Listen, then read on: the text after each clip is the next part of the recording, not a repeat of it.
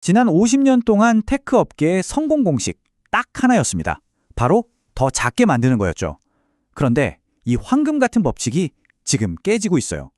이제 경쟁의 판이 완전히 바뀌는 겁니다. 얼마나 줄이느냐가 아니라 어떻게 쌓아 올리느냐의 싸움으로 말이죠. 자, 여기 보세요. 왼쪽이 과거, 오른쪽이 미래입니다. 예전엔 말 그대로 돋보기 들고 회로를 더 작게, 더 촘촘하게 만드는 경쟁이었다면 이제는 여러 개의 칩을 어떻게 하면 더 똑똑하게 쌓고 연결할 건지 바로 이 첨단 패키징 경쟁으로 넘어온 거죠. 오늘 반도체 세계에 불어닥친 이 거대한 변화, 그 진짜 이유를 속 시원하게 파헤쳐 보겠습니다. 오늘 이야기는 이렇게 흘러갈 겁니다. 우선 반도체의 오랜 법칙이 왜 깨지고 있는지부터 시작해서요. 기술이 맞닥뜨린 물리적 그리고 경제적인 한계는 뭔지, 또 데이터 병목 현상은 왜 일어나는지 살펴볼 겁니다. 그리고 마지막으로 이 모든 문제를 해결할 열쇠, 레고 블록 같은 아주 기발한 해법까지 차근차근 따라가 보시죠. 자, 그럼 첫 번째 이야기부터 시작해 볼까요? 수십 년 동안 우리 기술 발전을 이끌어온 정말 강력한 엔진이 있었는데 그 심장이 요즘 들어 왠지 삐걱거리고 있습니다. 도대체 왜 그런 건지 그 근본적인 원인부터 한번 들여다보겠습니다. 모든 이야기의 시작은 바로 무어의 법칙에서 출발합니다. 이게 뭐냐면 2년마다 반도체 칩에 들어가는 트랜지스터 수가 2배씩 늘어난다는 아주 유명한 관찰이죠. 트랜지스터가 많아진다는 건 곧 성능이 어마어마하게 좋아진다는 뜻이고요.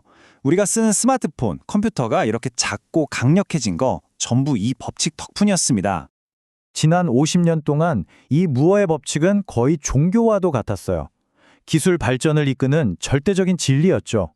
그래프가 보여주듯이 정말 무섭게 성장했잖아요. 이 엄청난 성장을 가능하게 만든 단 하나의 비결. 그게 바로 회로를 끊임없이 아주 작게, 더 작게 만드는 미세화 기술이었습니다. 하지만 영원할 것 같던 이 파티도 끝이 보이기 시작합니다. 이 견고했던 법칙에 첫 번째 균열이 생기기 시작한 거죠. 그건 바로 우리가 더 이상 피할 수 없는 절대적인 물리적 한계에 부딪혔기 때문입니다. 자, 여기서 한번 상상해 보세요.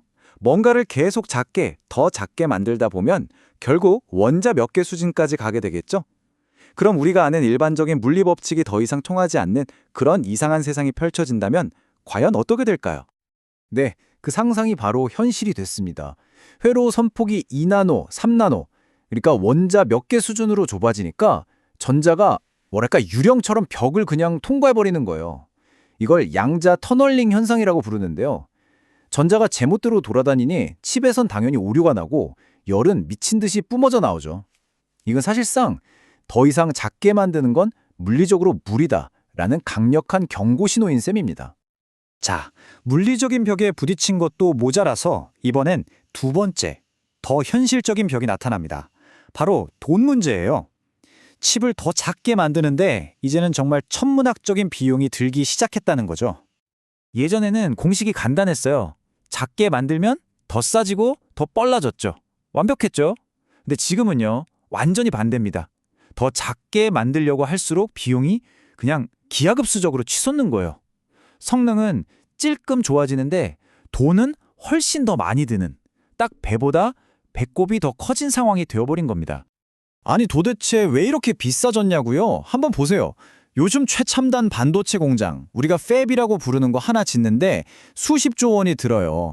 칩 하나 디자인하는데도 수천억 원이 들어가고요. 거기다가 EUV라고 하는 한 대 수천억 원짜리 장비까지 써야 하니 칩을 만드는 이 앞단계를 우리가 전공정이라고 부르는데 이 비용이 이제 감당이 안 되는 수준까지 와버린 겁니다.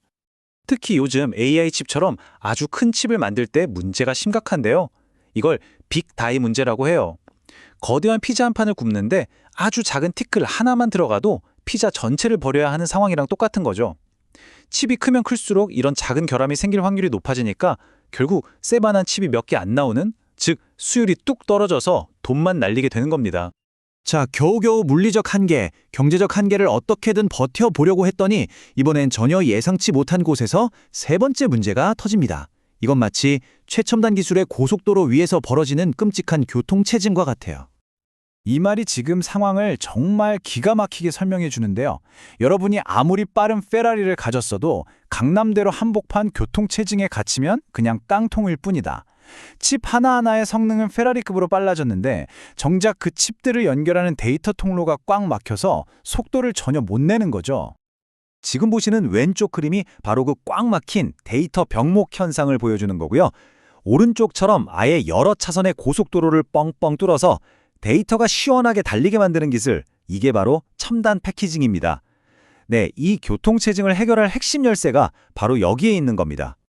자, 정리해볼까요? 물리적으로도 한계, 돈도 너무 많이 들고 데이터 길까지 막히고 정말 총차적 난국이죠.